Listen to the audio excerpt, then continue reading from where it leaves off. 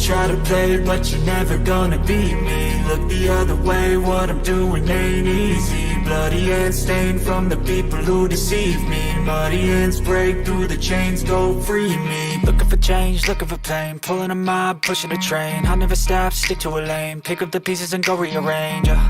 I'll be the best above all the rest, put me to the test and expect nothing less. You check as I'm chess, what's happening next? Yeah. He got the venom, a tangible weapon, no coming in second. This life is a lesson, he got a new engine from pain, it's a blessing. New focus, no guessing, just bold and obsession. All in his possession, you got their attention. I leave an impression and take your redemption. Just kill, no discretion, your mind is a weapon. 11-11, it's time for progression. You could try to play, but you're never gonna beat me. Look the other way, what I'm doing ain't easy. Bloody hands stained from the people who deceive me. Muddy hands break through the chains, go free me. People like sheep move feet, hurt it easy. You don't wanna be fast asleep when they scheming. Better stand tall, ready for a fight, believe me. When they try the chains, you can say no, free me. So he's been looking for somebody who could save him, instead of searching inside for what they gave him. A strong will, strong mind causes mayhem. We could change the world, change times, rearrange them. Staying on pace, running the race. Life is a chase, I don't want a place, I wanna be first. Work till it hurts, dehydrated thirst till I'm in a hearse.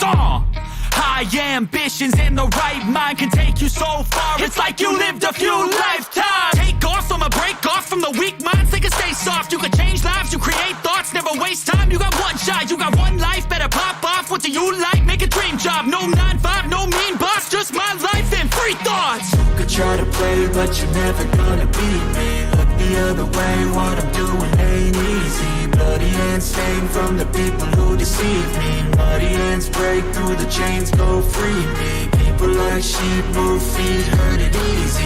You don't wanna be fast asleep when they scheming. Better stand tall, ready for a fight, believe me. When they try the chains, you can say no, free me. I feel nauseous, believe me. Never had a lot of shit come easy. Had to work hard, struggle just to be me. Had to rise up just so they could see me. Did what I had to do just to feed me. And what was left over I put towards my dreaming. But the only thing in life that has meaning are the things you gotta work for, believe me. Take into your hands a plan, your own hands can land your own brand. And damn, I feel like no one takes accountability. They want the credibility, convincingly unwilling to put in the fucking hours it takes to get some power. Don't be sour, take a cold shower, scream until you're louder, work until you're prouder. And all the doubters, they're just downers. I swear to God they all let me down. I always fought just to wear the crown. I'm pissed off at these clowns who were all taught they deserve an ounce. It's only worth it if you work for it. It's only worth it if you work for it. I won't stop till they hear me now. I won't stop till I wear the crown.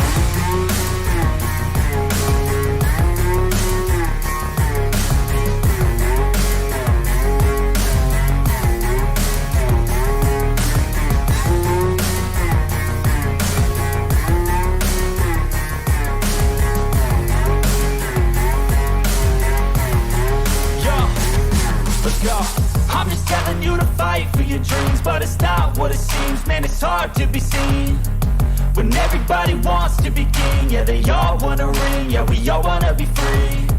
So show me what you got, what you bring, how you fight in the ring, how you take a fucking swing. Do you got heart, are you mean? Got some scars, got some needs, are you willing to go bleed? I swear to God they all let me down. I always fought just to wear the crown. I'm pissed off at these clowns who were all taught they deserve an ounce. It's only worth it if you work for it. It's only worth it if you work for it. I won't stop till they hear me now. I won't stop till I wear the crown. I swear to God they all let me down. I always fought just to wear the crown. I'm pissed off at these clowns who were all taught they deserve an ounce. It's only worth it if you work for it. It's only worth it if you work for it. I won't stop till they hear me now. I won't stop till I wear the crown.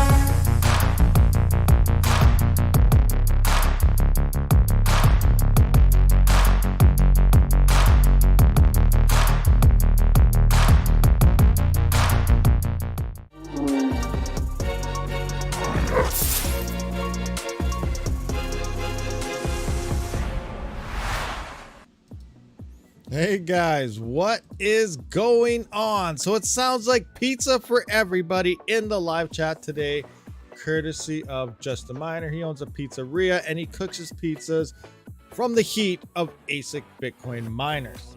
I don't know if that's a thing, but that'd be pretty sweet. Anyway, what's going on, everyone? Welcome. It is Sunday today, and let's do a quick roll call, see what we got going on and stuff like that. So we got, oh my gosh, I need my button already.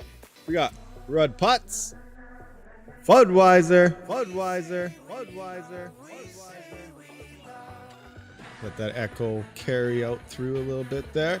Travelers Travels, what's happening? Darkest God, 666. Scrolling through, I show slow. Andre's 23007, but he had to go because his Wi-Fi seems to be having issues lately.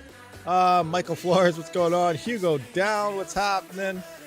And everyone's just talking away, having a jolly old time on this Sunday long weekend. If you're in Canada, I'm not sure if the States have it, maybe, but all us Canadians out there, we're on a long weekend right now. So tomorrow is another break. Jarl Gray Bear, what is going on? Skirm, Gamer Kid, what's happening, Gamer Kid? King Mining, the Travelers Travels, I'm back. Got a new shiny ASIC fangirls installed. So is that like an ASIC powered barbecue? As in grill? I'm just kidding. I know what you mean. You got your grills in the front, so awesome, nice shiny ones. And a burrito. Why not top it off with that burrito at the Rabid food channel here? Yes, some pizza. Anybody want? Influx Mining, what's going on? Woot, I needed something for my commute to the racetrack. Perfect timing. Brickyard 200. Awesome. Sounds good. He's going to the racetrack, checking out some racing. And it just jumped on me, so hopefully I caught everyone. Bad Cat, what's happening? Oofer, Shiver Barrajwaj, Getting Ghost, what's happening? Sean Franquist, Aubin, DJ Mines, what's happening? Plague 180, Alex V, and that's all my chat I got going on there. Techman, obviously we got Techman there. You know, not worth unless you proof of work for it. And Mike Baldwin, what's happening, Mike Baldwin? So my ARC video just went live at 11 my time, which is when we went live on the live stream. Be sure to catch that later on the gaming channel. I tamed a max level Rex, and Mike Baldwin was in it again because he is in the tribe. Anyone else who wants to play with this, come hang out and enjoy the tribe as well. And I shot him with a trank arrow. I thought he was AFK in the video and knocked him out. And I started laughing when I shot him in the forehead again. Then I put my gun away. But yeah, knocked out and tamed up a max level Rex. So it was awesome. Now, you know, we're not talking about gaming right now. This is a mining channel, but I just wanted to point that out. So I'm not sure what we're really going to talk about today. You know, it's just Sunday, random, slow times. What do you guys want to talk about? What's going on? Anybody, you know, anything crazy going on? I see the markets are coming down a little bit here. We're down 3%, 1%, 0.10%. 0.1, I guess, not really 0.10, but you know what I meant. This is in the USD for you guys. So do you think, is the bull run over, guys? Is the bull run over? Are we moving into the bear market again? I don't know. I just say that. It's kind of funny. It's more of a joke because as soon as you see any type of increases, anything over like 3 to 5%, you know, if you go through Reddit, everyone thinks the bear market's over and the bulls are running in Mach 10. So yeah, that's why it's kind of a joke, guys. But you know, bull runs over again. I don't know. We'll see what happens. Be an interesting time to see. It's the weekend. It's obviously to be expected. This tends to happen on the weekends here. And then who knows? We might pick it up again. I think probably we may only have a couple weeks left, and then we'll probably slowly start seeing a tumble down, but it's too soon to see. Talk about Ergo and Flux and their bright future. They do both have, honestly, they have bright futures for sure. Ergo's doing some wicked stuff now. They're implementing the solo, what is that smart pool going on? They're implementing something, I can't remember what it's called in the solo pool, but it looks kind of cool. They're starting to do merge mining and, you know, blocked assets. If you're unfamiliar with merge mining, that is something like, say, Litecoin. That's how you mine your Dogecoin. It is merge mined on the script algorithm. So any miner you have, L3 plus, L7, mini Doge miners, mini Doge pros, anything that can mine the script algorithm can merge mine these Litecoin and get paid out on them. Depending on the pool you use, some pools merge just Litecoin and Dogecoin, which are the two most profitable. And some pools pretty much merge mine everything. There's like 12 different coins on the script algorithm, and I believe pro hashing, you can get it mines like it hits Digibyte, it hits Emerald, it hits I don't even know what New York coin and Doge, it hits everything and then pays you out. So you know, depending on what pool you're using, everything. But it looks like Ergo is starting to do its little merge mining type of operations. I have yet to try it, but it's no, it's interesting. It's cool to bring more profitability type of coin. Now, I don't know how it's going to play out yet. I got to look into that to see if it's going to be something like, say, Litecoin pool, where you are merge mining, but you're only getting paid out in Litecoin, or if it's something like F2 pool or something, or pro hashing or whatever, where you can set individual payouts. So you can get your Ergo payouts as well as the other coin, or in this case, I guess, with script. Yeah, you get paid out in your Litecoin and Doge into a different wallet, and it splits them up. But yeah, I don't know how they're going to be playing this out or how it's all going to work yet, but I will definitely be looking into it. And then I was also doing some thinking, like, I don't know, this morning I went to get I didn't go to the mail, I had to run to the store and stuff, and all of a sudden my head had just popped up, and I'm sure people have mentioned this before, but profitability after Ethereum is gone, obviously. I know everyone keeps hearing about this all the time. We know it's going to be very, very low, maybe not even be existent, depending on your power price and stuff. And it depends if you care about the power that you use versus the coins that you mine to afford the power in the first place. But regardless, in the end, you know, there's probably going to be lots of time. We talk about how miners will kind of even themselves out as it becomes less profitable, miners quit. And then what if, you know, what if this weird scenario pops up, which it's possible. What if every next coin pays out about the same amount? Like, think about it. What if every coin pays you 20 cents per day?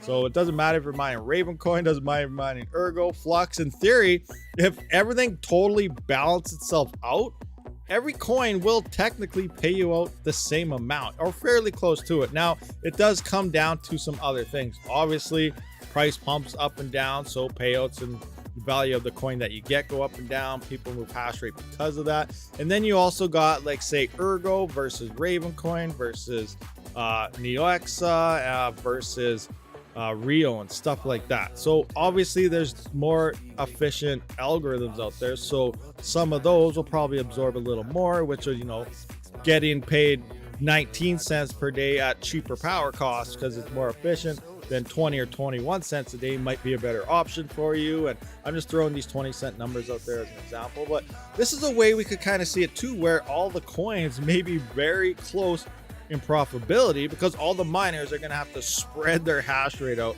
as much as they possibly can to kind of maintain profitability on coins, because no coin will be able to support the majority of all the hash rate. It's gonna be pretty crazy, guys. It's gonna be very crazy. But yeah, interesting stuff. So I don't know, that popped in my head kind of this morning. I thought it was an interesting type of concept.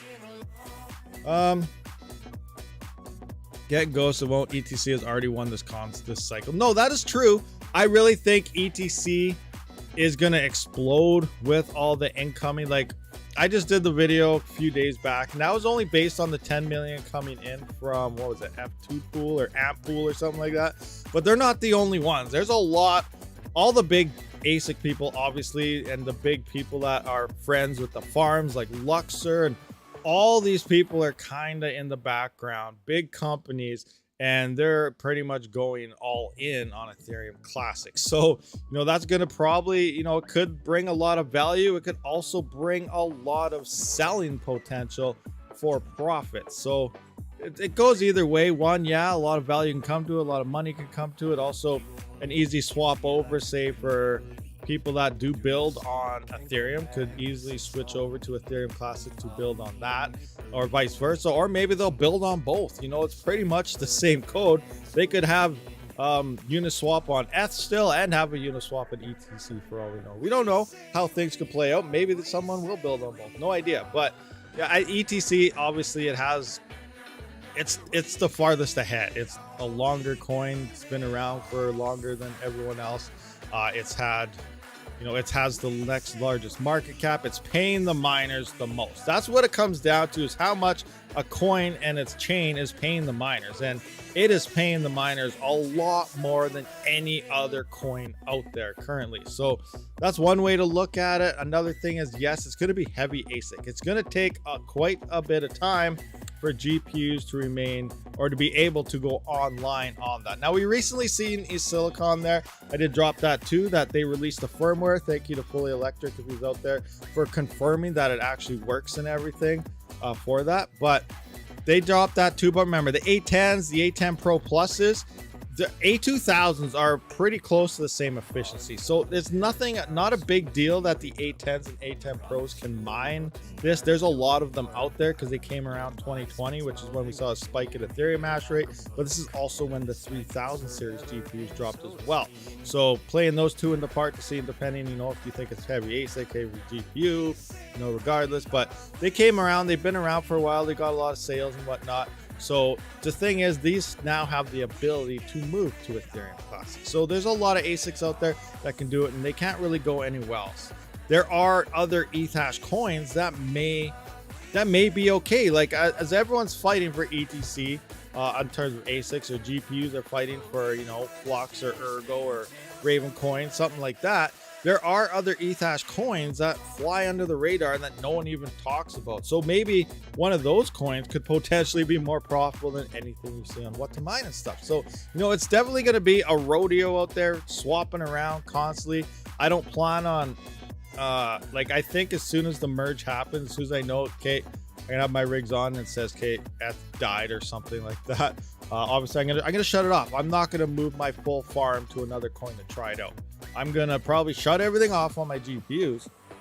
I'm gonna take one card and then slowly start testing different chains, or I'll take multiple cards and then obviously point each card at different chains to see how each thing is kind of doing before I finally realize, you know, maybe I'll try here, maybe I try here. But things are gonna be swapping all the time. And it's kind of funny, we were talking about this in Discord. Well, I wasn't. I kind of picked up at the tail end and did a little comment, but we're talking in Discord. I seen a few of you coming into What to Mine the past few days. It's been kind of a rodeo. We've seen Neo hit first place. We've seen Ravencoin jump ahead of Ethereum.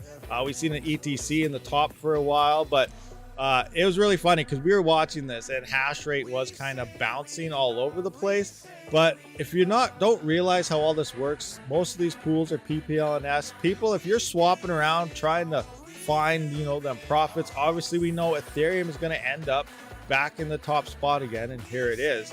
You probably lost money and you're like, wait, why? I started mining the top coin. Well, think about it.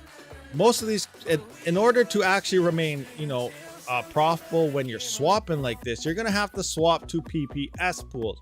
Most of the pools aren't really PPS anymore, pay per share, and the ones that are fairly small, so they don't find that many blocks. But when they do find a block, you know, obviously you get that bigger reward. But if you're just doing daily swaps or swapping every 4 hours or something, you're probably losing money because you're going to one of the main pools. Most likely it's PPLNS, and depending on how big their log is, some are 4 hours, some are 6, some are 12 hours. By the time you either build up your share log, which means you're sending us X amount of shares to the pool so that they know you're not a pool hopper, and then once you fill up that share log, your full shares get accounted to the pool for your full profitability. So by the time you go through all these steps and swap, the coin you swap to is probably back down here or something, and now you're just missing out anyway, either because the hash rate picked up on it so your yields are down, or the small pump or something that happened may have dropped. So, you know, running around switching coins constantly is probably hurting you more than you think it's benefiting you. Now, it's also a mental thing. You're like, I just moved to the top coin,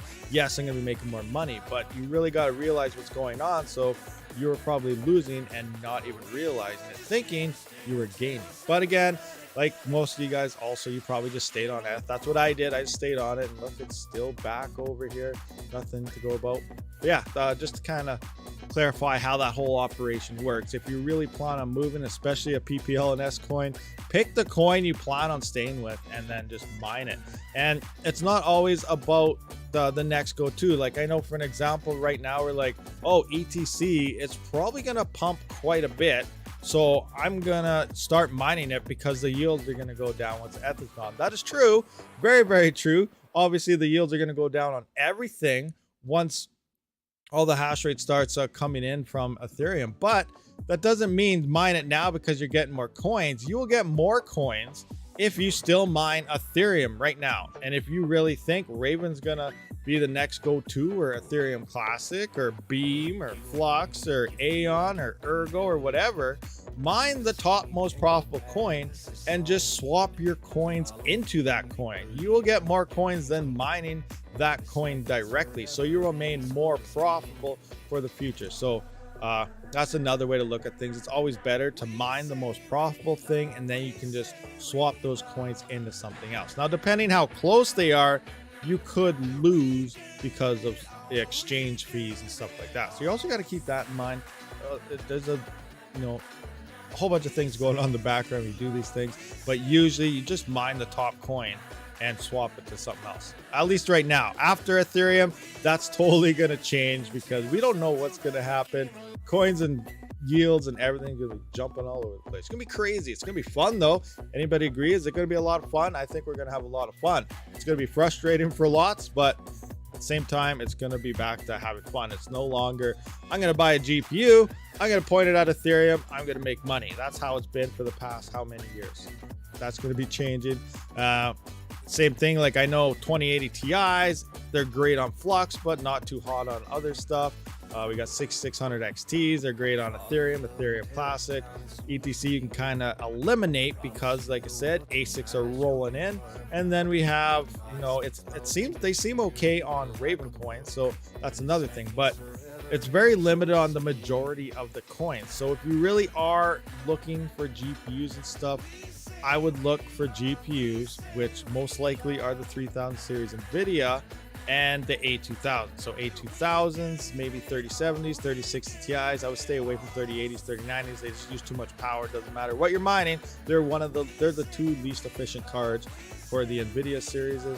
But yeah, get the most versatile GPUs so you have the ability to pretty much swap to as many coins as possible for the highest efficiency as possible. So those are other types of things. Again, if you're really looking to buy GPUs, I would wait. I know you're going to miss out on mining some coins or whatever, but I would seriously wait because GPU prices are definitely going to be dropping quite a bit. As good as the prices look now, they're going to get a lot better later on. So yeah, anyway, you made bank on SHIB. Getting Ghost, nice. Yeah, awesome. Some people have been selling the SHIB. Did you guys take profits? I did the other day. What was it, 2-3 days ago, when I believe ETC was at like $54, and I didn't sell any ETC, but I did convert a little bit of Ethereum, some other CPU coins and stuff like that, enough to pay my power bill for the next month or two. So I'm good on that. Power bill's covered. Now I can just pretty much play around. So I'm thinking, should I solo mine Ethereum again? We have about 1 month left, month and a half. We could potentially hit one more block and maximize them profits, or we could absolutely fail. So, luck based. I don't know. I'm thinking about maybe trying that again, get that last big bit before it dies, or possibly do whatever. Future thing. Or then I'm thinking about potentially, because I have saying, we see these July, August pumps, couple weeks is probably going to be coming to an end. Usually it starts at the beginning of the month and lasts a few weeks to the end. And if it happens in the middle, it lasts a little bit into August, or if it happens in August, it's a couple weeks. So, it's always different each time by 20 days or so. So that's pretty close. But I think we're probably getting close to where we're going to slowly start coming back down out of the pump. So I'm thinking about stable coining everything and waiting for the bottom to actually hit. Now, obviously, if the bottom has already hit, and I'm 100% wrong, I'm going to lose out here. But I really don't think I am, and I really think it's going to play out the way it has played out in the past two cycles alone. So we'll see what happens. I'm really debating what to do there and go about that. And then I'm also debating, what do I go into? What do we do for the next bull run? Like we know the safest bet, Bitcoin. Get Bitcoin, get Bitcoin, get Bitcoin. And that will do it. Yeah, for sure. You'll definitely make money moving into the next bull run. But do we want to make more money, or do we want to make a lot of money? That's where the gamble comes in. I think ETC moving into the next bull run with all this backing, we're already seeing there's some how do I put this? What if we have deja vu going on right now?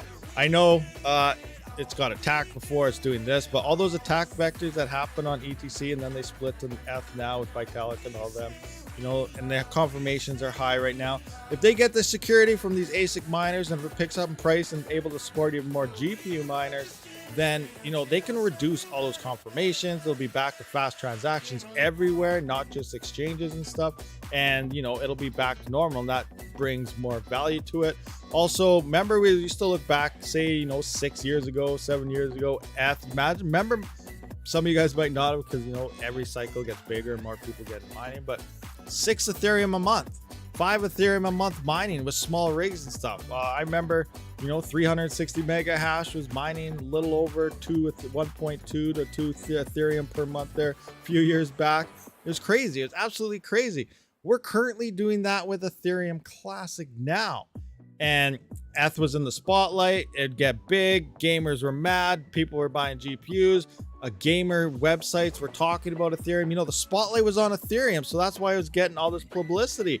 After that, Ethereum won't really have, it's still going to have a lot of publicity from investors and stuff like that, but not from the gaming world, and obviously not from miners and whatever else. But ETC has already starting to be talked about from like PC gamer and stuff like that. So that's interesting. The focus is slowly shifting to ETC.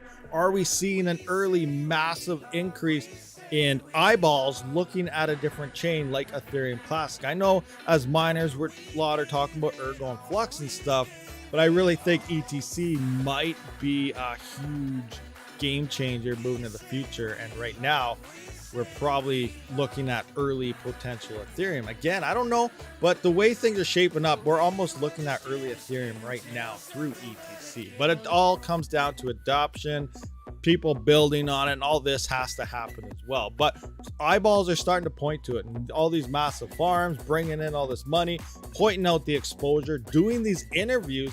They're doing their parts. They have a lot of capital to pay for PR, and they're pretty much helping the PR out with ETC, because obviously if ETC pumps, these mining farms, these mining pools, Luxor, they're going to make a lot of money. And when you're dealing with money, you just don't mess around with that. Obviously, like they're going to find out a way, and you know, that's why I'm thinking there's a lot of eyes pointing to ETC. So it's going to be very interesting moving into the future.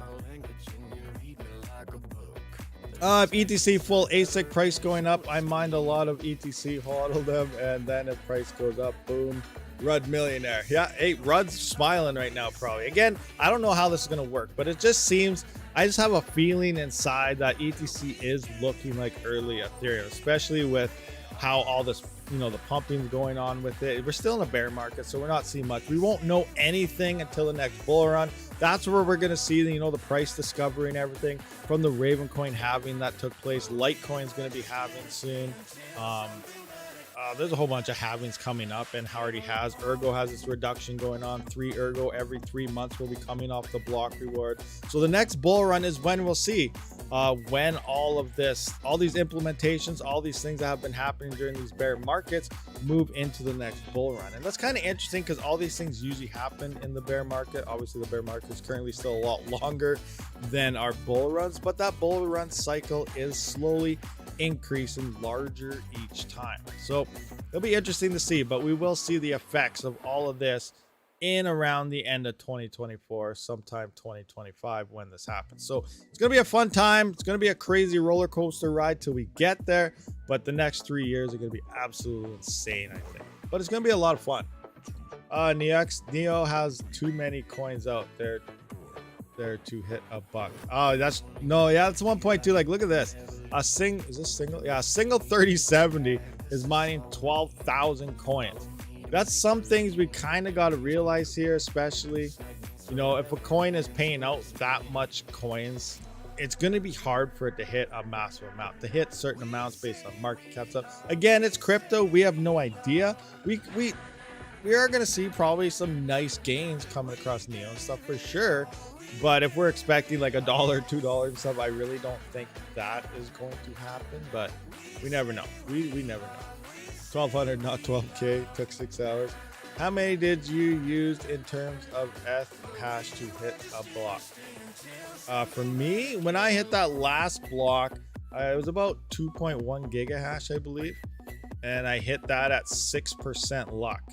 So like it was 2.5 days of solo mining and I hit that block. So I got very, very, very lucky last time, but I was also basing it off statistics. I was statistically ready to hit a block. So yeah, I know it's still luck based. It doesn't mean that's how it's going to work. If you didn't see that video, I kind of explained it in there, but statistically I was ready to hit a block. Now, if you're not sure what I mean by that, let's just have a quick peek into my flex pool here and I'll show you what I mean by statistically. So if I go into my monthly thing here, it looks like I'm down to about 0.9596 ETH per month.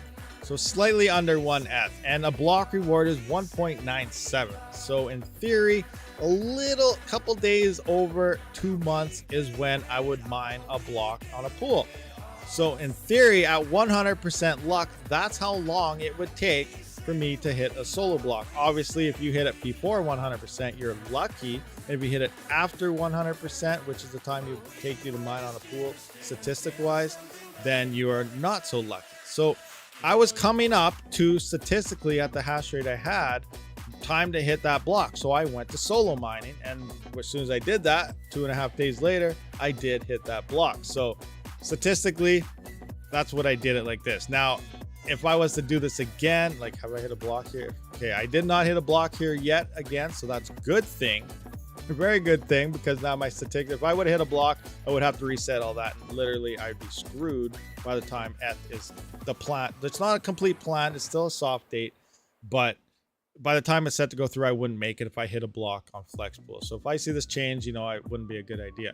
But I haven't. That was only like a week or two ago when I did hit that one. So in theory, I still have a month and a half till I would hit a block. That's about perfect timing with when the merge is supposed to go through. So if I go solo now and I hit it at least any time under 100% and be a little bit lucky, I will be okay and pretty much be in the green. Now it could take longer than that, and I have bad luck and I'll fail and I don't get any Ethereum from now forever anymore because Ethereum's gone. So, you know, it's a really big gamble at this point. Should I do it? I don't know. I'm thinking about it. I've had, seems to be getting fairly lucky in the past, but we'll see. But statistic wise, I should just do it. But if it goes bad, then I fail. It's gonna be very interesting. Oh, also I got to keep in mind, I don't have a full month and a half because I'll be losing about 580 mega hash pretty soon here, because the Jazz miners are set to come offline in 5G. Let's just take a look at the DAG file here right quick. DAG file minus that. Change it to this one, I think. No, that one. Stop. This one. Yeah, that'll work. So if we look at Ethereum here, the DAG size 5. August 17th. So on August 17th, the Jazz miners are going to be falling offline. Now, I'm still up in the air. I did release a video on this and kind of went over this. I don't know if they're actually going to fall off or not. Now, there's two versions. You got the 420 mega hash and the 520. They're both, all the Jazz miners are set at 5 gig.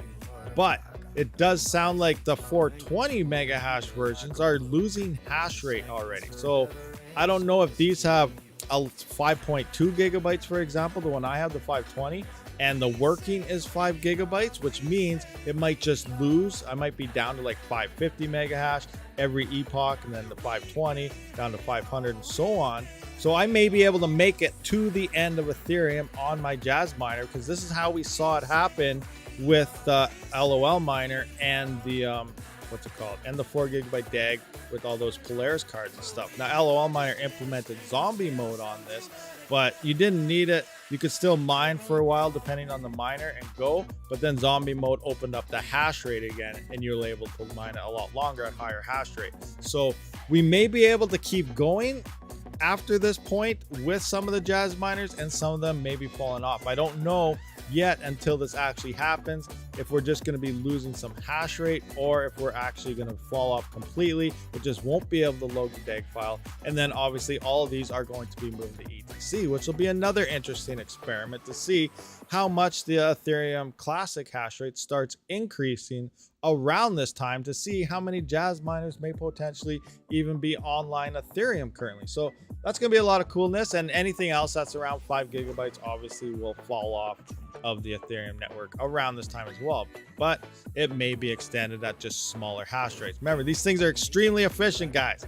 295 watts at the wall for freaking 580 to 600 mega hash. If I drop down to 500 mega hash, still at 295 watts, I'm keeping this thing on Ethereum. If I drop down to 400 mega hash, I'm still keeping this thing on Ethereum because it is still outperforming any GPU that's on the market today, even if it loses 100 mega hash and only pulling 395. So I'm going to keep this thing on Ethereum, obviously, as long as I possibly can.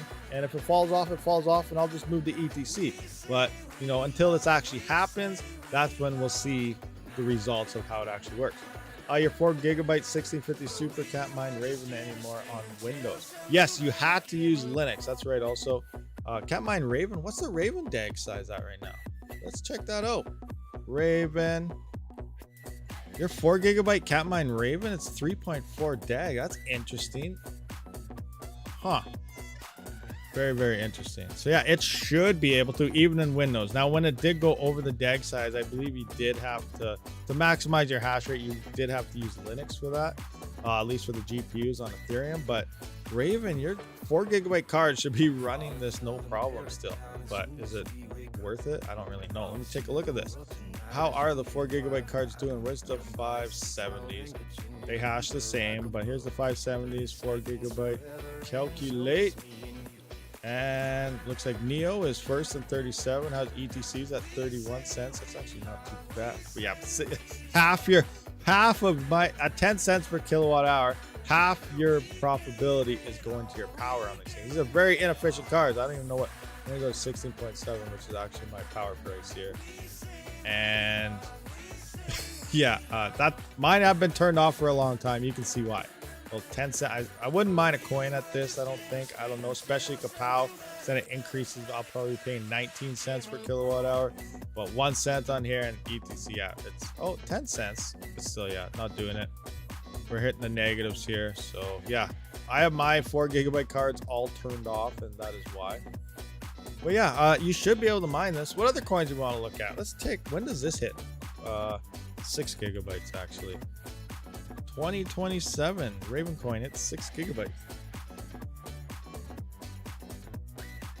So 6 gigabytes is all your 3060s and stuff. 2030, it looks like we got the 8 gigabyte. Now this is an interesting time frame. What's Ergo at? I kind of talked about this previously in the past. Ergo. When's Ergo gonna hit the 8er? 2032. So that's not too bad. That's not too bad at all. But Raven. Now, this is an interesting time frame. Now, if all the cycles maintain to repeat themselves as they always were, 8 gigabyte cards, which is your 3060 Ti's, 3070s and stuff, they only got 2 cycles left in them. That means 2 more bull runs. The next one coming up in 2025 or so, and then the following one in 2029. So it's going to be very interesting to see how this all plays out and how crypto is doing, you know, by 2030. But, you know, people are going to have to be offloading GPUs here, you know, 2029.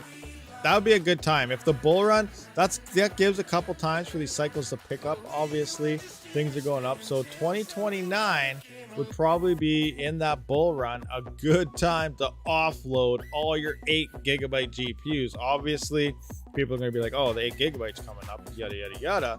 But then there's always, you know, people coming in, people are looking to expand. They forget about things, and hardware goes through the roof. But it'll be very interesting to see how this goes. You know, imagine if you're still getting like MSRP price at least for your current 3070s in 2030. That could be a thing, maybe. I don't know how high these prices are go, but I do say Flux, Ergo and stuff do need a couple cycles to play out. That would be the second cycle coming in, so we could see really high prices on these coins. So yeah, who knows what's going to happen at that time? Who knows what cards will also be on the market at that time as well, though. So you got to keep that in mind. Windows uses more RAM than Linux. Oh, there you go. Windows just hacking away everything. Ethan to merge. You're going to fall off that PP bus. The PP. What are you talking about? Anymore tonight? Don't make it too late. Automatic beats. What's automatic beats doing? I don't think I can run on 3 hours anymore. Oh jeez. Oh hey, look at Andres 23007 is back. I see 84 viewers, 31 likes. Hit that like button, guys. What is happening? Hit that button too while you're at it. I forgot I had this button, so I guess I better push it. Cool. What did you miss? We're just talking about some stuff. I gave away a OCTOMINER full of 3090s because I thought they weren't worth it anymore. I was like, I figured if I gave it away, I'm probably getting more out of it than trying to sell it because I'll probably have to pay somebody to take them. I'm just kidding. That didn't happen. Automatic beats one. Oh, awesome. Oh, my blue thing popped up. All right. So anybody need to go get a beer break or something, go to the bathroom. We're going to have a bio break and insert an ad. Now, for those of you that do have YouTube Premium, you're not getting ads, so you're still here. You can hear me and stuff like that. So we're just going to mumble jumble and talk about whatever. Give me 3090s. I kind of need a 2 water drink. Yeah, get some water. Get hydrated. It's been hot most places. Maybe it's not where you're at. I don't know. You already got your stuff ready. Z-Pirate, what's happening? 3090s. Yep, 3090s. Crazy 3090s. All those people that built them 3090 rigs. Like, I wonder what they're thinking. Oh, I bought one and I regretted it since I handed the money. I didn't even get it out of the box and I was regretting it because I knew this was a bad idea. But I wanted one to test. I want to see how it worked. I'm still kind of glad I have one because I want to test on another coins. I do want to try to tweak that thing a little better than I did before. Like, I don't know if you saw that video, but I got my Founders Edition 3080 or 3090 up to about 125 mega hash. And I also dropped the power consumption from what it was running at 123 mega hash. So it's very interesting. I made it more efficient and higher hash rate. So that's a good thing. But I do want to try to tweak it. I'm planning on, if I run it around 100 to 110, I may be able to get a much higher hash to watt ratio. But we'll see what happens. Obviously, that's going to take a lot of tweaking, but who knows? We'll see.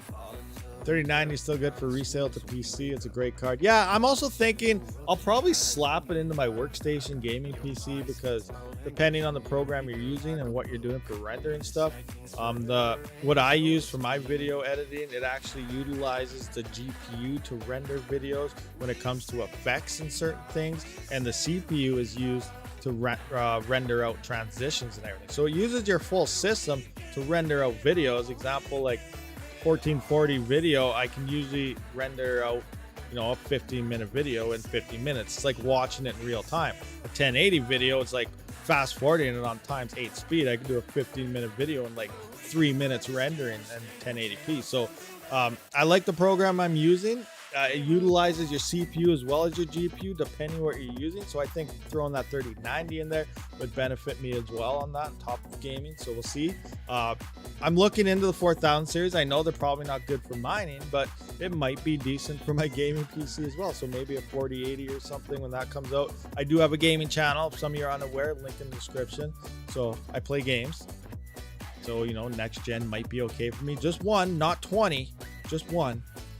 But we'll see what happens. You don't recommend a 3080 Ti, 3090, 3090 Ti running 3 and yeet 9. Yeah, look at that. 3 of them, 900 watts. That's insane. Absolutely insane. It's crazy. You only mine in 1050 Ti's. Do you think Polaris cards going to get more cheap after the merge? Oh my gosh. Yes. Everything's going to get cheap after the merge. Like, I think B250 mining expert motherboards are still stupid expensive. Like, what are they worth now? If they're over $100, you're still paying 3 times what they're worth. Seriously. When I bought my B250 mining experts, remember, the tail end of the bear markets just before the bull run is when you're going to find the cheapest prices, because hardware has to be coming in. People aren't selling it. Prices start dropping. It has to be low profitability in crypto. It has to be market flooded with hardware and things all over the place for a good year or so before we really start seeing the price drops. We're already seeing nice price drops, right, on hardware, GPUs and stuff, but we're nowhere near to what the bottom of these price drops are going to be. That's why I say wait longer. If you're really looking for GPUs, just wait. hold on to your money. I know you want to spend it and buy hardware stuff, but just wait. Like, you buy 2 gigahash right now and it looks at amazing prices right now. I bet you could probably get 2.5 to 3 gigahash worth of Ethereum hash rate. It's gone. I'm just using that as an example here, you know, in the next 1.5 to 2 years for the same amount of money. Now, when I got my I got two B250 Mining Expert motherboards. I don't even really use them right now, but I got them in case I need them for expanding. But I paid $30 for them each, $30 Canadian, with the CPU, with the RAM, ready to roll. All I gotta do is plug in power supplies and GPUs. I'm good to go. Risers, obviously, but $30 a piece. And then in the bull run, they went up to $600.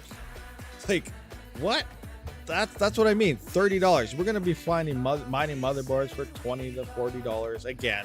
We're gonna be finding mining frames for like $10 to $15. You'll be finding L3 ASIC miners for $50, $20. You're gonna be finding some crazy low prices. So just wait and hold on. As much as the market looks like it's so cheap right now, it's not. It's gonna be getting a lot cheaper in the future. Just realize this and see this is what's coming. But again, that comes down to my whole price predictions and everything too. A lot of people think we're already hit bottom. We may bounce off the bottom again, but we'll come back up. We're already there. We're at the low. We're not. I really don't think we are. I still think the bottom has yet to fall on us based on the past. It's still coming somewhere towards the end of the year, November to January. We're going to see the bottom of the crypto market, and it's going to be another 50% of what we're sitting now. I really think Bitcoin's going to drop to that possible 10 to 14,000 levels. You can disagree with me, you can agree, it don't matter. This is just my opinion. And we're going to see a lot of miners, obviously, after the end of Ethereum. But even if Ethereum was still here, fall off the network, because Ethereum obviously is going to drop that price as well. And it's just not going to be profitable to pretty much mine anything. So these things are still coming, and that's going to play more of a role into it. Then we start trading sideways. We're there for a good year, you know, lows, odd spikes, yada, yada, yada. And then we're going to slowly roll up into that next bear market, end of 2024, sometime 2025, and then it'll be a nice time again. But just before all that happens is when the rock bottom hardware prices are here, and that is when you're going to want to pick up your hardware. So yeah, I don't know, it all depends. But remember, this is how I see everything playing out. I don't know if that's how it's going to play out. Not financial advice in any way, shape, or form, but if you've been here through a few cycles, you know exactly what I am talking about. And there's different ways you can go about this. You don't even really have to be a miner to capitalize on all this. Now, it's going to be harder this time around for GPU mining because of Ethereum disappearing, and we need these other coins to really increase in value to maintain it. I still think, depending on what ETC and stuff does, we're more profitable currently right now. This, you know, the past couple weeks, past couple months, I think is more profitable on our GPUs than what we're going to see at the peak of the next bull run. I really think that's a thing, because these other coins, they don't pay you very much at all. Even with going times 10, times 50 of what their current values are, even doubling, tripling their past all-time highs, they still don't pay a fraction of what Ethereum is currently paying right now. So if we can at least, I think best case scenario is almost like being as profitable as now in the next bull run. That's what I think we should be shooting for profitability and ROI type of values if you're really looking for your hardware and stuff like that. So this is how I really see the future coming in. Now, I was, just before I got into all that, I said, you know, this is other ways to capitalize on this is in past bear markets, mining frames, whether it's, you know, the sluice and all that stuff wasn't out yet, but, you know, what were the popular ones then? We had they're a pain to put together. What are those ones called? Oh my gosh, top of my head, those 8 GPU miner Veta frames. All those Veta frames, the 6 and 8s, people were buying them up for like $10, $15 like crazy. They bought hundreds of them. And then obviously the market goes up and they're worth like $200, $300. People were paying $200, $300 for them. So then you sell them all. Look at the market value, $10 to $20 that they bought them for, and then they sold them for $200 a piece and sold out fast because people were building like crazy. FOMO drops in and people just buy everything. So it's crazy how that works out. So you can buy the old hardware. You don't even have to mine on it if you don't want to, but you could sell it in the next bull runs for huge profits. So that's another way to look at all these, other situations of bear markets and bull markets. You don't have to use the hardware, but you can still buy the hardware at dirt cheap rock bottom values and then just resell it all later on. So a lot of different ways to, capitalize in bull markets and stuff. What do we at here? What are you talking about? Oh, back to 68. Oh, the viewers. Yeah, smash that like button, guys. What is going on? 72 viewers, 43 likes. We need some more likes, guys. Like it up. People do things backwards when they FOMO. Yes, for sure. And that's why we talked about that yesterday. That's 100% FOMO. I know it's you might feel guilty, but capitalizing on FOMO can make you obviously a lot of money. And it sucks for some people because they jump right into it. But like yesterday, 100% prime example when, VCOX and all these other coins, these new Ghost Rider coins, I showed you guys how limit buys work, market value buys work, and people want to get into the nodes because it's the next best thing. They think this is awesome. It's going to explode because this coin did, or because this one did. This did that, so that will do that. People think this, so they FOMO in.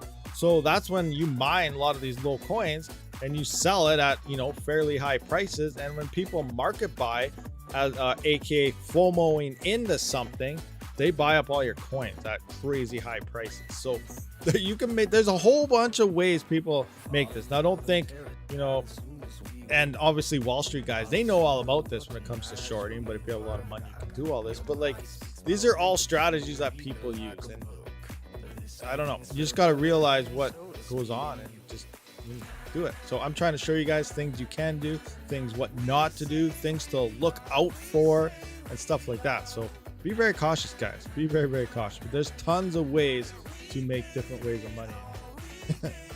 Not financial advice in any way, shape, or form. Thank you very much. Right now, all people calling 10K, it ain't going to happen. A lot of people calling 10K. I don't know. That's true, but there's also a lot of people thinking we're in a bull run. Last week we saw the prices going up, so now we're in like a big bull run. The bottom's dropped, no more winter, it's over, the sky's the limit. That's a legit thing. A lot of people think that is happening. I really don't think that's the case in any way, shape, or form, but it's going to be an interesting ride. People start realizing things. Oh no, there's a mosquito. 10K ETH will happen, not anytime soon. No, I think it will. ETH's going to see some nice gains from POS. I know as miners, it's funny. As miners, we hate, obviously we don't want, I don't say we, I'm not accounting for all of us, but a lot of miners don't like that Ethereum is moving to POS because they've been talking about it for so long, getting annoyed about it, and they just want it to happen. Realistically, you don't really want it to happen. Yes, you want to have more fun playing with all these other coins, but realistically, the profit's not going to be there, and it's not going to be there for a very long time. As much as you think a coin's going to pump, I don't think these coins are going to pump to where we need them to pump to sustain the hash rate. So it does come down to the majority of miners really having to quit. So, big plans for moving to commercial, big plans to go industrial, things like that for GPUs probably isn't the best investment. At this time, we really have to see how the market transition and what does what at this time. But I don't think we should be making plans like this currently right now. But with that being said, I plan on going out and getting full solar and a big warehouse. No, I'm just kidding. I'm not doing that. Like I said, I do plan to wait. I'm going to wait. If I miss out on something, fine. I'm okay with that. But I would rather run into something kind of safely instead of mortgaging the house, building up a farm, and then, no profits are there. I can't afford the power. I'm not doing that. That's just me, though. Well, if the merge is truly triple halving event, then honestly, 10K to 13K can happen. Yeah, well, allegedly it is. Now, I'm still trying to find more information on the whole triple halving thing. It seems like a lot of people never really heard of it. But when you Google it, they talk about 1559. Now, there is a lot more to it than 1559. It legitly sounds like what it is. You do have 1559 where it does cut the fees and everything off. That was part of it, I think. That might have been step one. But then you're moving into, and I do believe the block rewards, as validators are supposed to get their APY, but they're also going to be maintaining for validating the network, the block rewards. But I do believe that is going to be going through another double halving or something sometime in the future, which will result in legitly at the time of 1559 turning into a triple halving event where the block reward is going to be extremely low. So I still don't know the full details. What I just said could be 100% wrong, but there is some type of cuts coming that I can't really remember how the whole operation works. So we're going to look into it and see. But yeah, if you just Google it right now and you go to Wikipedia or whatever, some old 1559 stuff, they talk about the triple halving a lot, and they refer to 1559 as the triple halving. But I really do think there's a lot more to it that I can't remember where to find that information. But once I do, I will definitely let you guys know once I figure that out. But yeah, but you got the investor side, which on ETH is huge. It is use case, investors, all this. Ethereum is huge. It has a massive user base. And then you got us miners. There's a lot more users and basers there than there are of miners on Ethereum. So, you know, that crowd is a lot bigger. So as miners, we're like, we hope it crashes and burns. It's going to die. It needs us miners to survive. Now, if it goes to POS, it's definitely could suffer something. You know, it could have, like, if you guys hear about Cardano, I think it's Cardano. Is it Cardano that's delaying another fork because they're running into major issues? Solana, all these POS platforms seem to be hitting at least one major issue every year, it seems. So, and bad things happen. Imagine ETH, it moves to POS, it's going good, great, awesome. Then all of a sudden it's out for an hour or two. Now, out for an hour or two, you're like, whatever. Look what happened to, like, was it Solana or Cardano? I don't remember which one, but it was out for 8 hours. Maybe it was 2 days, a long time. Imagine if ETH was out for 24 hours and you couldn't use it. That would be a bad, bad day. Now, they do have, and it sounds like their shadow merges are working now. Originally, they weren't. Now, what is a shadow merge? That's kind of where you can run a dual chain, where you have a POS side and a proof of work side. So if they do run into issues, they could potentially revert back to mining by the flip of a switch, per se. It would be more of a hard fork, but you know what I'm talking about. So they could, in theory, do that. But what will happen at that point? We don't really know. That's mixed reactions. Once that happens, but you know, we're having catastrophic failure if something like that happens to play. But the possibilities are still there, but we just don't really know. So as for a timeline now, August 10th. Now there is a dev call coming up. I believe it's the 4th or 5th. Max Voltage says it's every second Friday, but they missed the last one, so maybe it's on Friday coming up, which would be the 5th. But I'm pretty sure, you know what? I'm just going to go to YouTube and see. If I go to YouTube, oh, it says I'm live. Awesome. Hey, look, there it is. There's me. It has 3 views. Oh, you guys can't see that. So if you go here, you can see Max Level Rex. You see my hunting thumbnail there. You guys go check out this video after this live stream. I tamed the Max Level Rex, episode 15, Ark Survival Evolved. Fajordu, or however you pronounce it. Yeah, I tamed that. Anyway, where is the? There it is. Ethereum.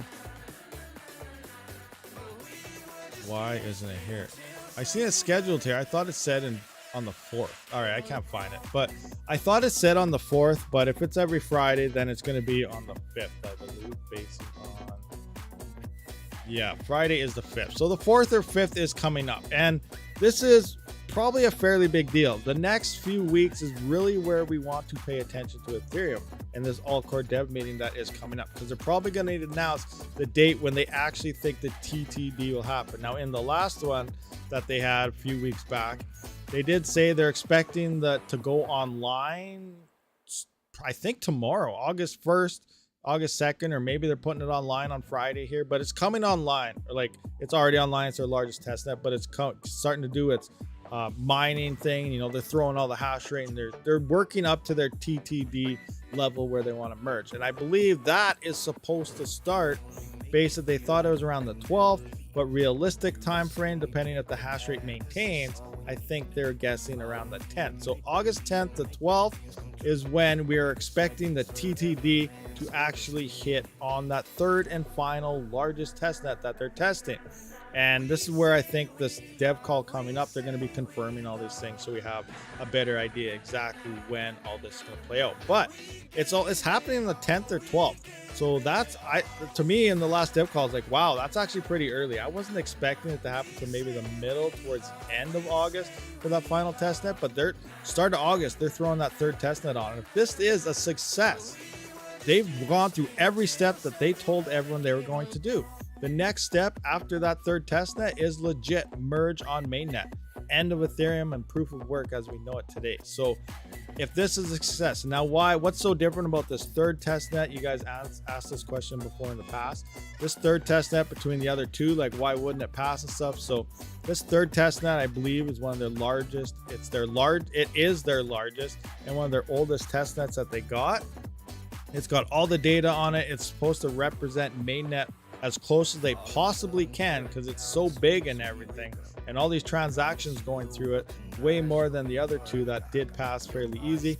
So if this goes through, it's pretty much like a mimic of mainnet. So if they're feeling confident, if this goes through a success, they can 100% do this to mainnet. And then the kicker is they had that soft date. They said September 19th or sooner. So they didn't say September 19th, possibly, or maybe later if they have to look into something. They said or sooner. And that's where I think the 10th to 12th is kind of interesting that it's starting at the top of the month. Now, they were releasing these updates. They're pretty much, and I know we have BBT in the past, like 6 months ago, a long time ago, and he's always been talking about it. Vega talks about it. Everyone kind of talks about the code freeze thing. In theory, the code has been frozen now for a while because they're using the same thing over and over again throughout these test nets. So it's been 2 months now, 2.5 or something since the first test net. So they've been using the same code and everything here. So technically it's frozen. If they might have to unfreeze it if they run into catastrophic issues here. But in theory, it's working as intended. It's frozen. So moving in 4 weeks later, we could see the merge if this is a success. They may extend it an extra week or two because they want to just make sure everything is fine-tuned and right. But if they follow the same schedule, 4 weeks from August 10th, we could see the merge. And that is, earlier than what they said, 19th or earlier. So August 10th, 4 weeks, 1, 2, 3, 4. That is September 7th. So I don't know if they'll do it on a Wednesday. It'll probably come on a Monday or a Friday. Who knows? Friday will probably too close to the weekend if they have issues. But you know what I'm talking about. So that 4 weeks is August 7th. So that falls right within the timeline of September 19th or earlier. That also falls into their whole entire earlier timeline 6 months ago when they wanted to have it sometime the end of summer, end of August. They did not have to delay the difficulty bomb. We would be hitting around that 30-second mark, which they did say, that 25-second mark or so, which they did say they would feel comfortable with around the end of August, early September. We are all within the same boundaries they said they would have 6 months ago. So all these things are kind of lining up, which leads to this is probably going to be happening as long as this testnet goes through its success. This is happening sometime probably early September. So that's just how I kind of see all this stuff happening. It could fail. If it fails, they got to redo their whole thing. They got to probably add. I don't know if they're going to add one more testnet to do it again, but they'll probably go through a couple testnets, see what went wrong, yada yada yada, and so on. And then we could see, end of the year, sometime middle next year, and the delays could keep on going. But if this is a success, they really have no issue, no reason to really delay it anymore. And if they do delay it, there is some type of money transfers going on in the background from somebody to keep them maintaining it as proof of work. That's just how I see this whole thing playing out. That's if that's a success. So I really think if we see a success here on the 10th to 12th, start looking for other coins to mine, start doing something, because mining is going to be changing early September. So that's my 2 cents on the whole merge operation there. I don't know, you guys agree with any of that? Do you disagree? What are your guys' opinions on that? Let me know.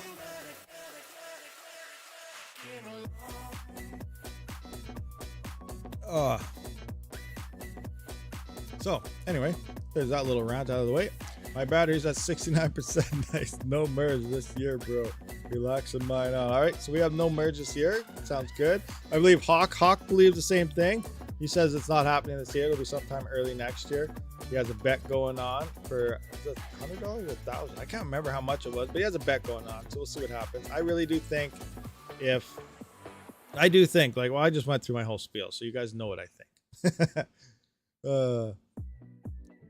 Seb Chap asks, what's going on, Seb Chaps? What's happening? What are you doing? Welcome. Fox found $1,000, $1,000 bet. That's crazy. crazy. Messing with everybody's livelihood for ones who depend on it. That is, a lot of people do depend on it. This is what you think, like, but you know, I don't know. It's gonna change, guys. Things are changing. I'm binging Nick's still on season 3. Awesome. Oh yeah, I wanted to point out, what did I do here? If you guys are looking for any of the new Ipollo type of miners, let me find it here. I can't find it. Crypto mining hardware. If you come to my website here, rabidmining.com, I did do the video on the ASICs with the latest firmware, how it fixed everything on those Ipollo miners. I also added a bunch of links here. You can see if you're not running 0.65.83, this fixes all your little issues here. The Mini and the Mini Classic Plus, the ETC versions, they run the same firmware. It does sound like the same firmware runs on all of these miners, but I did have little discrepancies between them, so I did put them separately here. And separately is the way I'm currently running them. But I also added all these little links here if you guys want to see. But look at some of these ASIC miners. Like, seriously, this is what GPUs have to compete with. We got my code here, 1% off of Jingle Mining and $25 off of Belay. You know, little marketing campaign on myself. But Jingle Mine, you can see I got my links here. We got the JazzMiner X4Q. This thing is going to be coming out soon. If you're unfamiliar with the JazzMiner X4Q, this thing is 1 gigahash, slightly over actually, 1 gigahash for 420 watts or something. That is insane. And it's supposed to be dead silent in theory.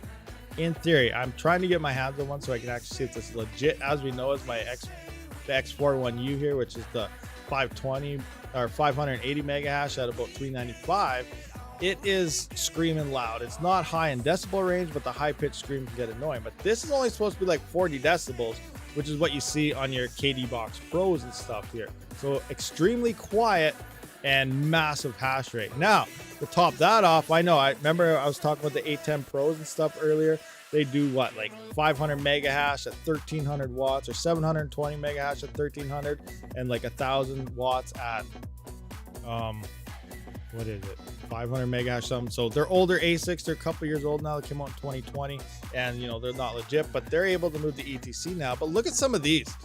Honestly, I want some of these. These are Kingpin OG. Oh my gosh, give me 20 of them. So these are 3.6 gigahash. These miners here are, this one's an ETH miner. These ones are ETH miners, and this one's an ETC only. But I assume there's firmware that's going to drop ETC on these too. But 3.6 gigahash at like 3,000 watts. That is absolutely insane. Belay, here's the 1.5 gigahash model. This is strictly ETC only, but still 1.5 gigahash at like 900 watts. These miners are absolutely insane. So if you really think your GPUs are gonna perform on Ethereum Classic, you're definitely gonna have to wait for the bull run. You are competing with absolute monsters. This is more than my entire GPU. All my farm right now, this is hashing more for it than less power. That is crazy. Like, if I got one of these, I would shut my GPUs and everything off, because one, I'm already power limited, and this is way more efficient than everything. So I'd be making more and spending less on power. So that's crazy. That's just, you know, a little eyeballing what you have to compete with coming in. And you know, these are probably older gens too. There's probably going to be newer ASICs. Imagine pretty soon we're going to see Ethereum Classic 10 gigahash ASIC miners for like 5,000 watts. Could you imagine that? A 10 gigahash ETC miner for like 5,000 watts, maybe even less. Oh my gosh, that is going to be absolutely insane. Would I buy one? Depending on the ETC price? Yes, I probably would, because that's efficient. I don't care about GPUs, CPUs, hard drives, whatever. I care whatever's profitable, and that's what I mine, and that's what I showcase, and that's what I do here. So this is the crypto mining channel, not a GPU only channel. All the RTX 2000 series are not power efficient. The 3000 series really improved it. The 4000 series seems to go back to power. Yeah, it's interesting though. But the 4000 series, like, I think the 4000 series is getting a lot of bad press from miners. I don't know yet. We don't know anything until it actually comes out. Now it sounds like it's gonna be good for gamers and stuff. Now the bus speeds and everything, it's minor improvements. It's not too great, but we're hearing everywhere is how power hungry it is. And they actually reduced their original power hungry numbers down by 100 or 200 watts. So it's not as bad as initially was anticipated. But it also comes down to the boost clock. And as miners, we don't use that boost clock. So these still may be fairly efficient GPUs when it comes to mining because we don't boost into anything. It's the same with the CPUs. We kind of went through this yesterday. Boosting everything up into high ranges usually ends up to wasting power. Your hash to watt ratio greatly drops. So if we can actually run those cards, maybe in the low ranges, and maybe they're like, who knows, maybe they're like absolute workhorses, like a Threadripper versus a 5900X, where the clock speeds aren't as high, but they're workhorses. So they just hash like crazy at efficiency, at a better efficient numbers. This could still be a thing. We have no idea. So I know we can hear and read everything we want, but until we actually get these on hands-on, we don't know the facts. We don't know anything on leaks. Nobody knows absolutely anything until we actually see some hands-on stuff. And hands-on stuff from the miners, not the gaming side. Because like I said, when you're gaming, you're going to be boosting into those boost clocks. And yeah, it's probably going to be drawing a lot of power. But underclocking these things, tweaking them correctly, miners, maybe like miner devs, T-Rex, whatever, tweaking it out, we may see decent numbers on these. But again, it's way too soon to tell. And the other thing is they're probably going to be very, very expensive because remember, NVIDIA was saying, oh, we secured enough silicon so we won't have a shortage. We're doing this, we're doing that. They ordered all this stuff when there was still a shortage on, when prices were through the roof. So the cost to build all these cards was expensive. So we're probably, unless they decide to take a big loss on their next gen, we're going to be seeing pretty high prices here for these cards. So that's probably the biggest negative of the whole thing there. But again, we don't know until they actually release these things and we see something out of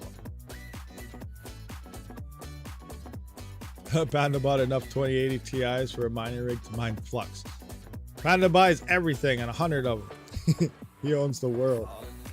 It's crazy. It's crazy. Myself personally, I would not buy single GPUs to mine a single coin. I think putting your whole farm's life on the line for one coin is probably the worst idea you could do. But that's just me. Like, obviously, it's nice to diversify and get everything. Flux does something great. Yeah, those are amazing cards. I can't confirm that either because I've never tested one.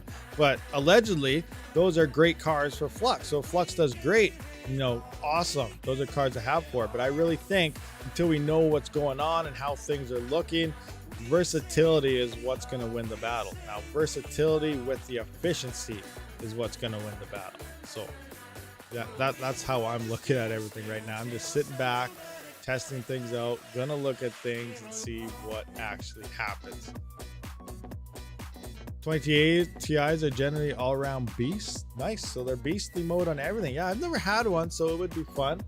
I don't know what the mine is telling us. Now, what to mine, we can't really dictate what to mine because it's off by quite a bit depending on the algorithm. So we can't, it's a nice basis to get numbers on, but it is out of whack for a lot of GPUs. It's not entirely accurate, whether it's, way too much power being used or not enough hash rate or it's guessing too much hash rate. It's not a very good tool until you test yourself. But yeah, awesome. Nice to know 2080 Ti's are good everywhere. I've never had one, so sweet. What do we got here? B cost, the R and where very expensive to buy. Yeah, that's why Nice Hash is king. Mine different coins and get paid in BTC, and I'm comfortable putting my life on the line for BTC. Oh, shouldn't have asked. If only you knew.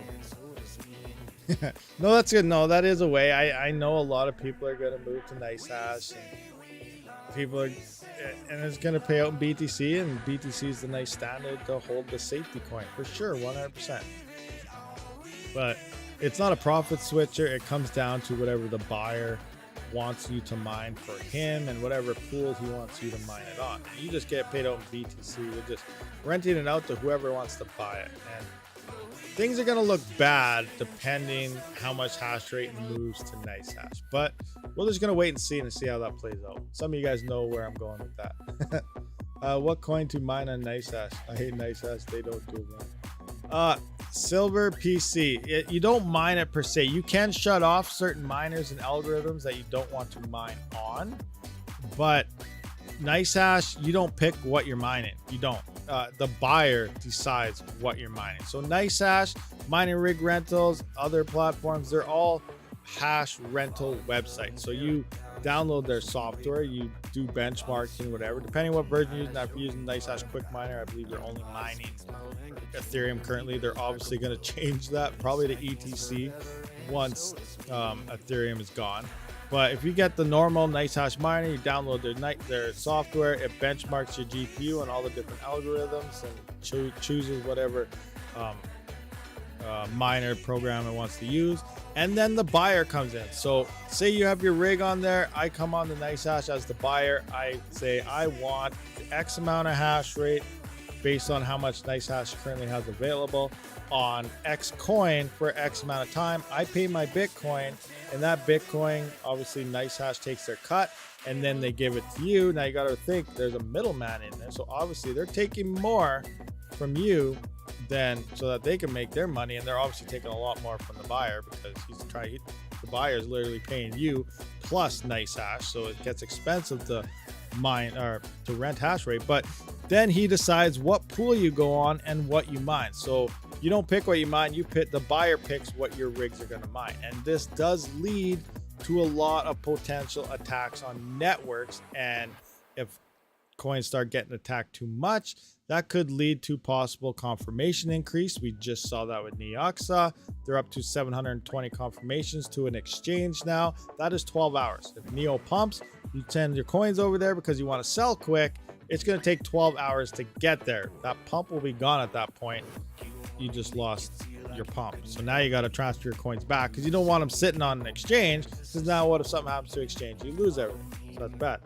So anyway, NiceHash starts causing all these attacks across different networks. Now you could have delistings, increase in confirmations, people pulling out of coins, and coins potentially dying because of it. Ravencoin could die because you decided to use NiceHash. That could happen. That could very well happen. And I think NiceHash and other mining rig programs, NiceHash is just one of the biggest, is going to cause massive headaches moving into, once Ethereum is gone, into other coins, the next bull run, all sorts of stuff. There's going to be a lot of issues going on. Let's just leave it at that.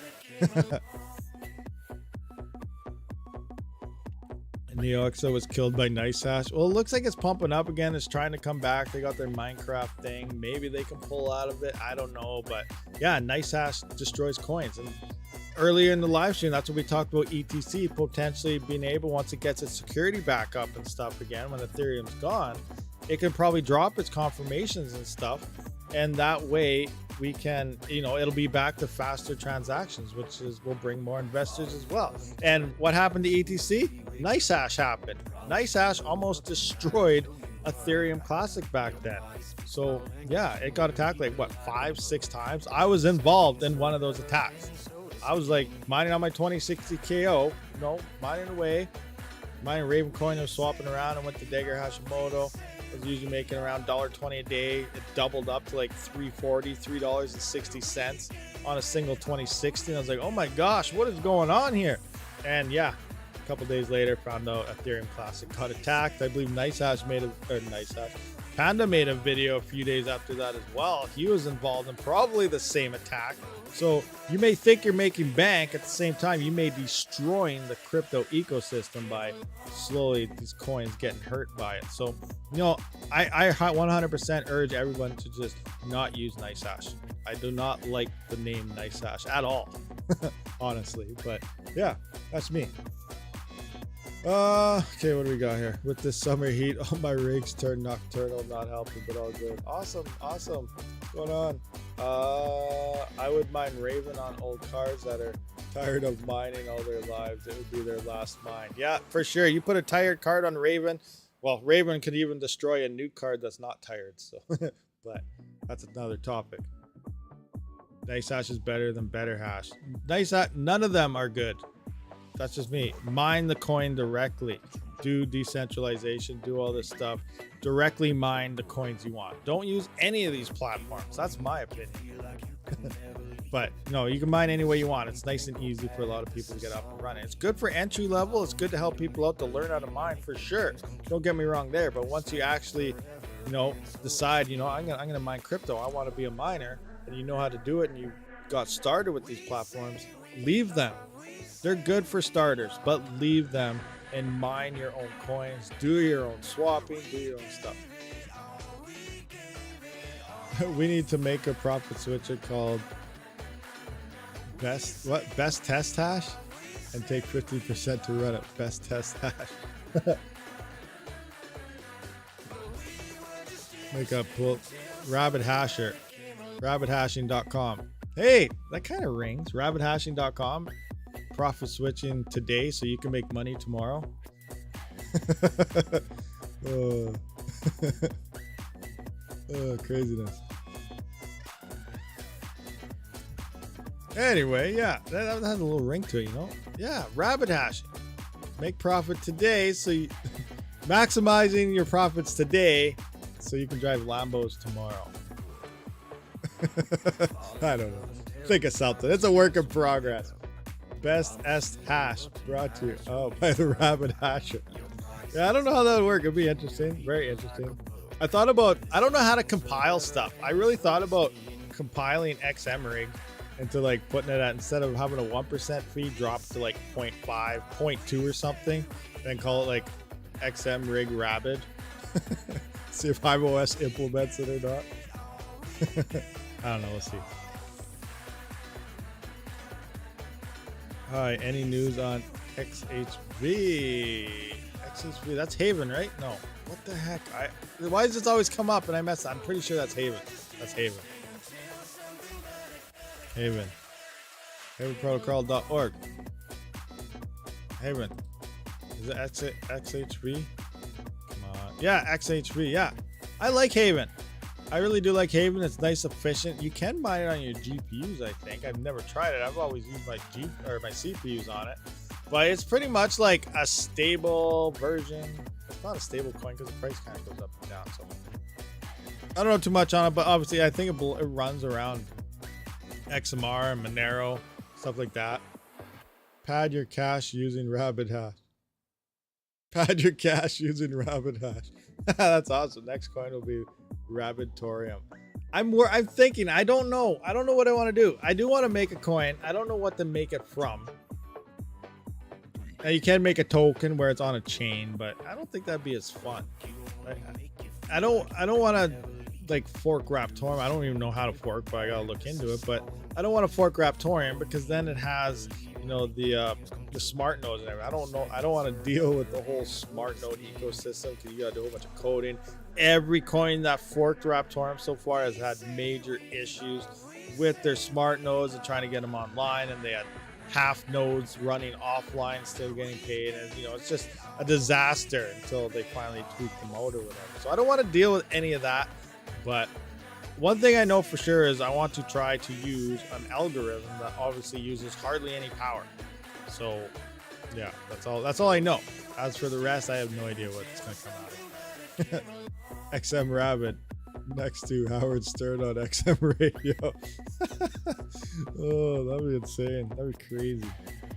Kind of neat though. Can the Jazz Miner X41U mine CLO Callisto? I think Callisto could also get a lot of exposure after Ethereum. That's ETH right? That is ETH. Let's just go into the ETH algorithm. Where's my stats? There you are. Oh yeah, Frog Coin. Let's just look at ETH. Let's go to Ethereum. Now can I just click on ETH here somewhere? ETH. No.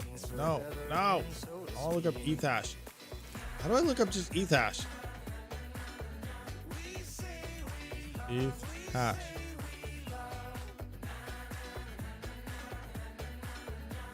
Okay, you know what? Forget it. I'm just gonna look up Callisto Network, ETH. It's ETH. Yeah, it's ETH. It should in theory, but I don't know for sure. That is a good 74.1%. But this is a great point that I want to bring out. Like I said earlier, like lot of these coins, they're on what to mine, but they're not really talked about or known, but they could be more profitable than all the go-to everyone talks about, Flux, Raven, all this, because everyone's gonna be fighting over these coins. That there's other ETH coins that you could point your GPUs to. There's other ETH coins that in theory you could point your ASICs to. But until this is confirmed and tried, I do want to try this actually. I might try this. The Jasminer sucks though, because every time you swap the coin, it takes 30 minutes to move to it. Now it might be a DAG size issue. Some of these are smaller than others, so it might load faster, but maybe if I test this on the little mini Ipollos, it'll be faster to get that info. So if they can move to this, I assume the Jasminers can, but I don't know for sure. But in theory, yes, because it says ETH or ETC, they're just, you know, you think coin, but also it's called ETH hash, which is the algorithm. So ETH hash in the tablet there means it's mining that algo, and you just point to the coin you want. So I don't know. I will test that. I don't know for sure if it will work or not, so I can't confirm that, but I think it should in theory work on those coins, because they're algorithm based, not coin based. That's how those ASICs roll, so it should work. I can't hear too many OCTOMINERs. Our own 0.00. I created my own cryptocurrency. Yeah, you heard me right. It's real. It's legit. It's called Network Chunk Coin, and it was insanely. What, Keith? I even did it. Made a coin on SOL. Keith, you made one, Keith Betts? Any programmers in network IT in here? What? I'm confused. No better code. I know the Ipollo can't mine. Oh, the Ipollos can't mine Callisto? Just wondering about the Jasmine. Oh, interesting. I didn't know. Which Ipollos? Is it the ETC ones or the actual V1 ETH miner? You have that one and it can't mine Callisto? That's interesting. I'm not sure. I have no idea. Yeah, big pause there. But yeah, I don't know. I don't know if it can. ETH mini 6 gigabytes. So okay, I was not aware of this. So awesome. Kind of. Actually, no, that sucks. All right, so it sounds like it can't mine. So I'm definitely gonna have to try this stuff out. Maybe with this latest firmware I have, it can. I don't know. You know what? Let's go to ASIC miner value. See what it says. What does ASIC miner value tell us about this whole situation here? Is it lying to us or is it not? This is gonna be good. This is gonna be good, guys. Yeah, that one. So let's just go. Why is this like this? Whoa. Minus. There we go. Okay, now it's way too big. I need this one. All right. Finally got that straightened out. So let's go to the Ipollo. V1 mini ETH miner. Yeah, this one. V1 mini. Huh. So it's telling us it can mine Ubic. It's funny, they still have ETH hash here for ETC, but it's not. Music, coin, Pearl, Callisto right there. So it is saying that it should be able to. So this is very interesting. Do you have the latest firmware on there? Maybe it takes that on my website, rabidmining.com, right here. Boom! You can see the latest firmware downloads. Actually, I got it right here. See? V1 mini ETH miner. It's the top one right here. This is the latest. Do you have 0.65.83? Maybe that'll open it up. I don't know. I'm gonna try this out. So that's a great question there. We have to figure out if this stuff works on these coins, or if we are strictly limited to Ethereum and then ETC, Ethereum Classic, which was the only coin at that point if it's not hit Callisto and these other coins. So it's gonna be very interesting. I'm gonna have to try this out.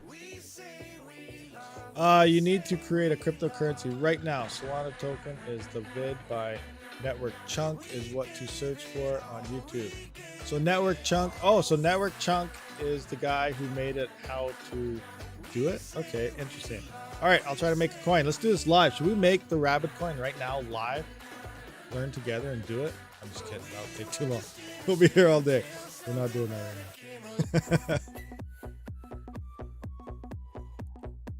now. Yeah, I'm not sure what memory they actually use. I am not sure. That's a very good question. It doesn't even say in their dashboard. There's like no information in their dashboards on VRAM and how much is used, what's it at, anything like that so far. So that's interesting. I would mine Rabid coin, pull for algo. Takes a bit of money though. Pull for algo. Yeah, I don't know. Like, I don't know what kind of coin should it be. Like, I think Pulse. No, not Pulsar. What is it? Oh, I don't want to say that because I don't like that coin. I was gonna say something like how Avian did it, but they have the dual. You know, they have the dual chain. They got the CPU side, the GPU side, so you can mine on both sides. But that's probably gonna cause massive headaches. So it's either gonna be GPU or it's gonna be CPU. What should we do with this thing? Should it be a CPU mineable coin? Probably. I don't know. We'll figure it out. We'll figure something out. ETH coin for all the GPUs after an ETH coin. It needs to be an ETH coin. I don't know. Ergo's a better algo that auto because actually I think Kryptonite GPU is probably the best, most efficient algo. Actually, that's a lie too. I think Curve Hash is legitly now the best GPU efficient algo. Now, if you're unfamiliar with Curve Hash, that's what Pulsar used. It was CPU mineable, and then obviously Wild Rig came in, stole the show. GPUs took over. CPUs cannot match their hash rate in any way, shape, or form on that specific algorithm. So yeah, but like example of RX 580 4GB card, 570 4GB, whatever, it was about, I can't remember, 1 to 2 mega hash at only 73 watts at the wall. 73 watts. I do not know any other algorithm that only uses 73 watts on a Polaris GPU. That's absolutely insane. But yeah, Wild Rig made those GPUs absolutely super efficient on that.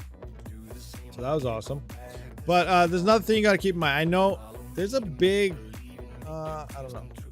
How do I go about this? We've been here for a while, so maybe we should save this for a different stream or something. But algorithm. So there's a big misconception here. Like, you know, you got your CPUs, you got your ASICs, you got your GPUs, but you know, you say, oh, CPU mining, but GPUs are way more efficient, right? Or you got your ASICs are more efficient. Now, it's not entirely true to a point.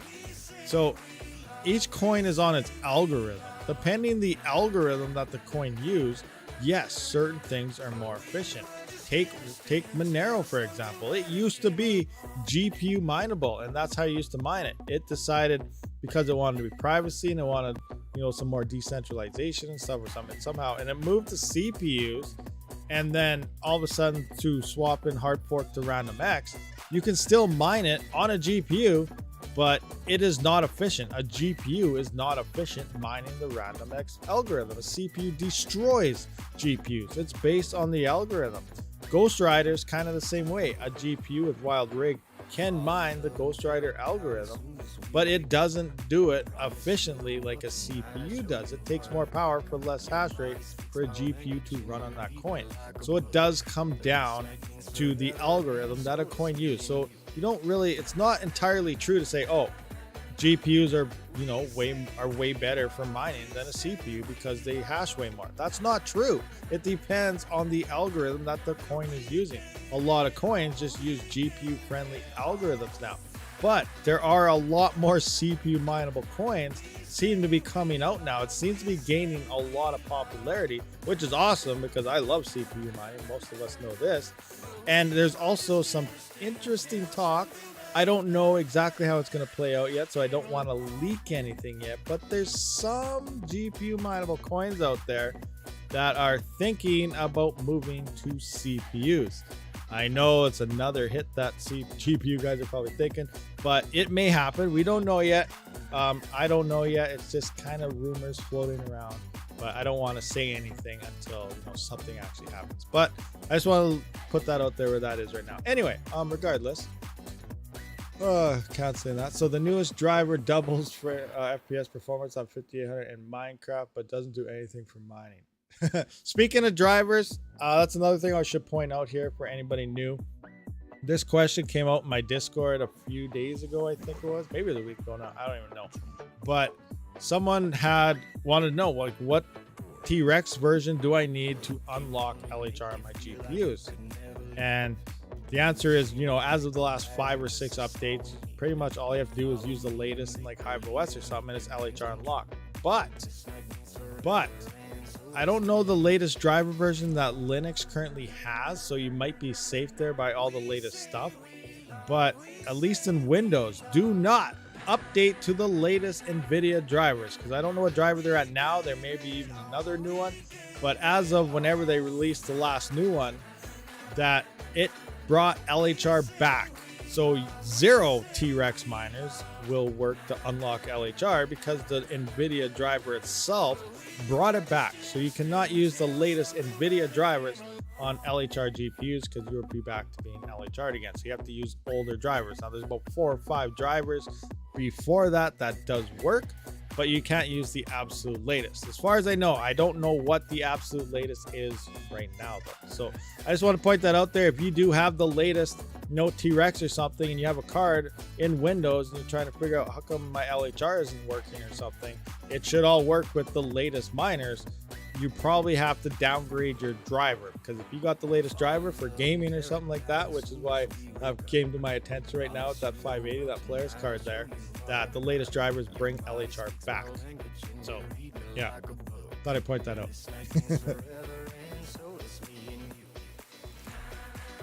Those of us who don't own any LHR cards could ignore this. Yes, and the people that don't have LHR cards 100% ignore this, which myself, I do have 2.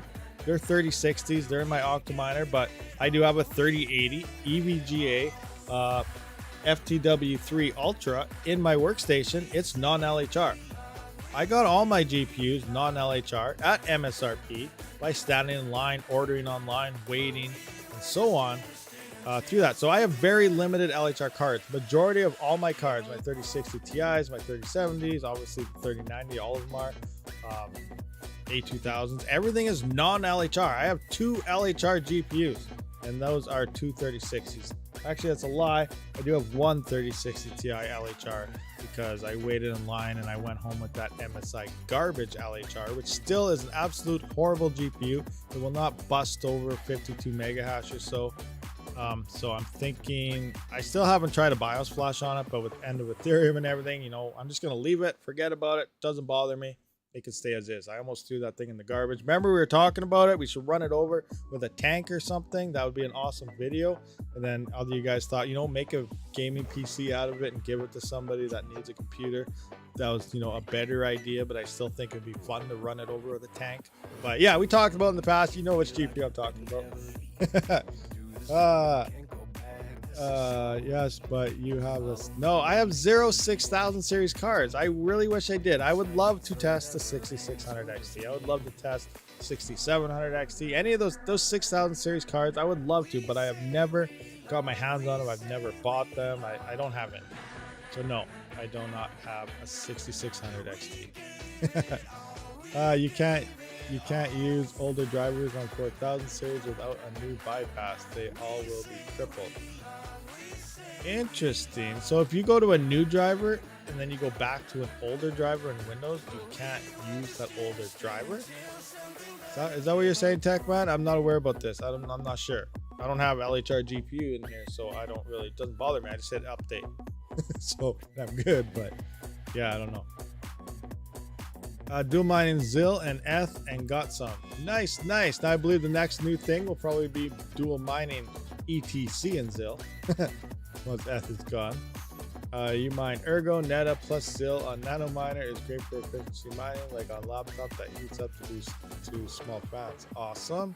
6700 and 3060, anything will more than 8 gigabyte VRAM, so let the DAG file grow and be good for a longer time. Yeah, we looked up 8 gigabytes is good for till 2030 for ET. Was it ET? No, it was for Raven, and on Ergo 2031 or 2032 or something. So 8 gig is good for another 2 cycles. You get 2 more full run cycles out of 8 gigabyte GPU. There's no support for 4000 series on older drivers. It won't see the card. Interesting. Very, very interesting. So if you're in Windows and you see a new driver update, ignore it. Don't touch it. Don't upgrade at all anymore. Hopefully you haven't already.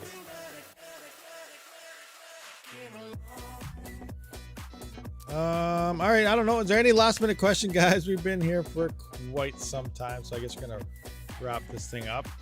All you Canadians out there, again, I don't know if you guys have a holiday in the States or not, but all you Canadians, have a long weekend. Tomorrow is a holiday, so that's awesome for all of us. Your tablet has only 32 gigabytes of storage. That sucks. But there's also that they don't mine at 8 gigabyte VRAM. Conflux or Conceal. Conflux should work. Conceal. No, it's Cortex. Is it Cortex? That's 10 gig? I can't remember. There's one coin out there that needs a massive amount of memory. You're running Windows. Thanks. Back to bringing NCIS on Netflix. Awesome. No problem. All right, guys. So appreciate everyone for showing up live stream. I will see you all on the next one. Rabid out.